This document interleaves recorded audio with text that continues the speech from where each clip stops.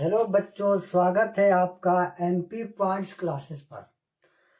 और मैं हूं रहमान और मैं आपको सिखा रहा था कक्षा 10 की गणित का चैप्टर नंबर 12, यानी जिसकी एक्सरसाइज थी 12.2।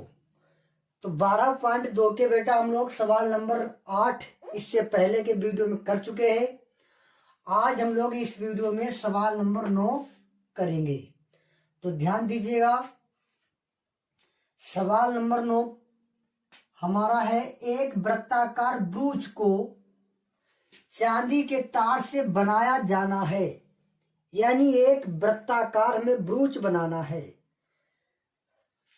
चांदी के तार से, जिसका व्यास 35 मिलीमीटर है। किसके व्यास की बात कर रहा है? उस ब्रूच के व्यास की बात कर रहा है, जिसका व्यास 35 मिलीमीटर है। तार को वृत्त के 5 व्यासों को बनाने में भी प्रयोग किया गया है। यानी तार के 5 व्यास, तार से उस ब्रूच के 5 व्यासों को ही बनाया है। ठीक है, उसी तार से, जो उसे 10 बराबर त्रिज्य खंडों में विभाजित करता है। अर्थात जब 5 व्यास बनाए गए तो पांचों व्यास क्या कर रहे हैं? उस त्रिज्य खंड को कितने भागों में? 10 बराबर भागों में विभाजित करता है, जैसा कि आकृति में दर्शाया गया, जैसे कि नीचे आकृति बनाई गई है। ज्ञात कीजिए कुल वांछित तार के, चांदी के तार की लंबाई। हमें यह निकालना है कि इस ब्रूच को बनाने में चांदी के तार की कितनी लंबाई लगी। दूसरा पॉइंट है ब्रूच के प्रत्येक त्रिज्यखंड का क्षेत्रफल।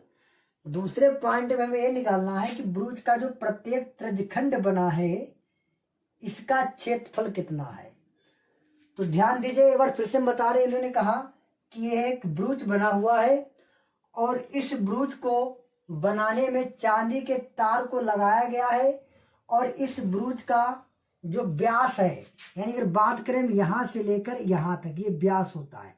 यानी एक परिध से लेकर के अब केंद्र से होती हुई जो रेखा खींची है, उसको व्यास कहते हैं। तो इस व्यास की लंबाई में दे रखी 35 मिलीमीटर। तो एक काम करिएगा, यहां से हम लोग इस सवाल को लगाना स्टार्ट कर रहे हैं। तो ध्यान दीजिएगा, इस सवाल का पहला पॉइंट करने जा रहे हैं। ठीक है, पहला पॉइंट बाद में, पहले इसके बारे में लिख ले रहे हैं। यानी हमें इसका व्यास दिया रखा है, तो व्यास को हम किससे लिखते हैं? 2r से। तो 2r बराबर हमारे पास है 35 मिलीमीटर। यम का मतलब मिली, दूसरे मिली, यम का मतलब मीटर। तो यानी कि अगर हम r की बात करें तो r हमारे पास क्या होता है? इससे ज्यादा होता है।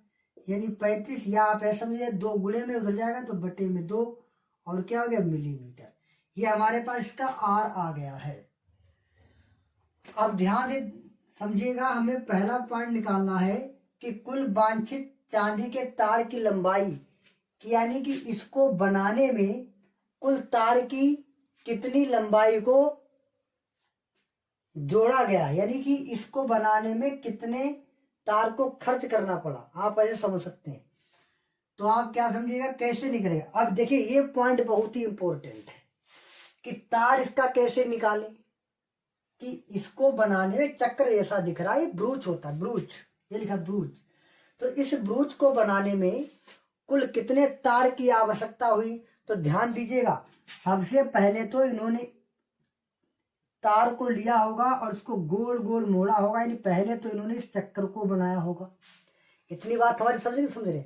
उसके बाद में उन्होंने कितने कह रहे? 5 व्यासों को। इसके बाद इन्होंने 5 टुकड़े और काटे तार के। एक इधर लगाया, एक ये लगाया 2, एक ये लगाया 3, एक ये लगाया 4 और एक ये लगाया 5। पहले तो इन्होंने उस तार का क्या बनाया? पहले एक ये गोला बनाया, यानी एक वृत्त बनाया। फिर इन्होंने कुछ छोटे छोटे टुकड़े काट करके ये 5 व्यास लगाए। और हमें कुल तार की लंबाई निकालनी है। तो बिल्कुल सही है, हम इसके चारों तरफ ये वृत्त है, इसको क्या कहते हैं? परिध कहते हैं इसको, परिध। तो हम लोग परिध की लंबाई निकाल लें और 5 व्यासों की लंबाई निकाल दें और दोनों को जोड़ दें, तो हमारे पास तार की कुल लंबाई आ जाएगी। तो ध्यान दीजिएगा, हम लोग क्या काम करेंगे, पहले यहाँ पर लिखेंगे हम वृत्त की परिधि, वृत्त की परिधि। अब आप जानते हैं वृत्त की परिधि होती है 2πr। तो ध्यान दीजिए 2 तो 2 रहेगा, गुणे पाई की वैल्यू यहाँ पर कितनी लिखेंगे बेटा हम 22/7, यानी 22/7 गुणे आर की वैल्यू, आर की वैल्यू हमारे पास है 35/2, यानी 35/2। अब देखिए 7 एकम 7 और 7 35, 2 एकम 2, 2 से 2 कट गया। कुल मिलाकर के हमारे पास जो आया है वो कितना आएगा, 5 दूनी 10 का 0, हंसी लगा 1 5 2 11, 110 मिलीमीटर, नहीं केवल ये परिध है तो इसका मात्रक रहेगा मिलीमीटर। ठीक है, ये हमारे पास क्या आ गया, ये परिध आ गई। लेकिन तार की इतनी लंबाई तो है नहीं, हमने क्या बताया अभी, पहले इसकी पूरा पहिया निकाले, ये परिध निकाल ले और फिर पांचों व्यास निकाल दे, दोनों को जोड़ दे तो हमारा कुल तार निकल जाएगा। तो एक काम करिएगा, यहां लिखो 5 व्यासों की लंबाई कितनी होगी बताए बेटा, व्यास 5 है तो 5 लिखेंगे गुणे, और एक व्यास की लंबाई है कितनी,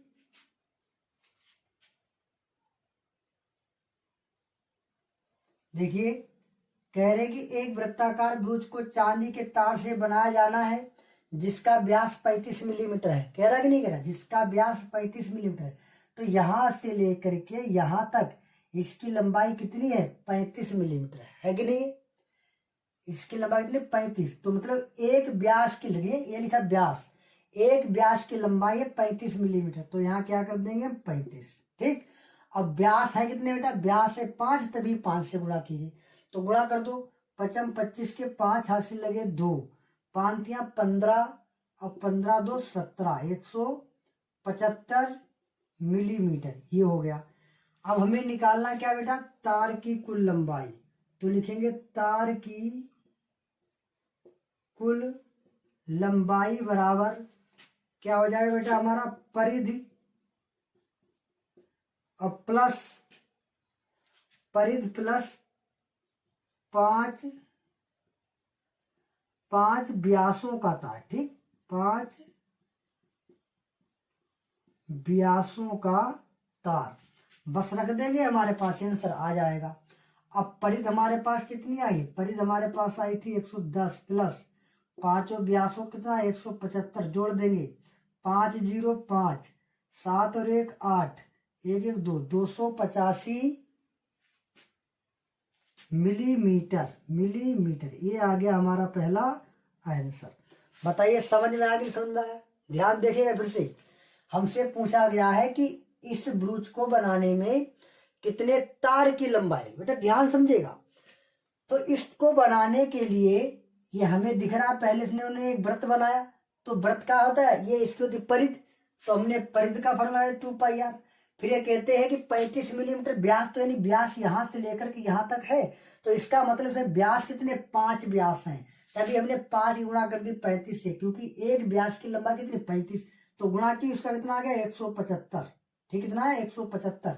अब हमने परिध वाले तार को और पांचों व्यास वाले तार को जोड़ लिया और हमारा आंसर आ गया।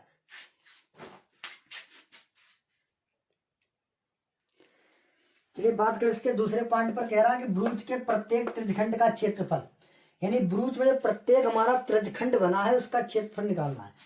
तो ध्यान दीजिएगा, ये अगर हम बात करें तो यानी इसका दूसरा पॉइंट हम निकाल रहे हैं, तो इसका फार्मूला हमारा लगेगा, त्रिज्यखंड की बात कर रहा है, त्रिज्यखंड, तो त्रिज्यखंड का फार्मूला होता है थीटा बटे 360 और गुणे में पाई r स्क्वायर।